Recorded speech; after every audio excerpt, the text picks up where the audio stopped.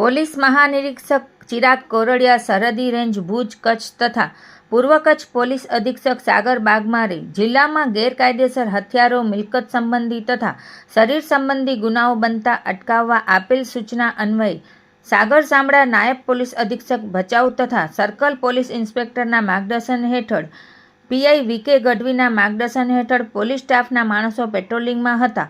તે દરમિયાન શિકારપુરથી સુરજબારી ટોલ નાકા તરફ જતા કાચા રસ્તા પરથી એક ઈસમ આશિક અકબર ખોજા પગપાળા સુરજબારી હાઈવે તરફ જઈ રહ્યો હતો.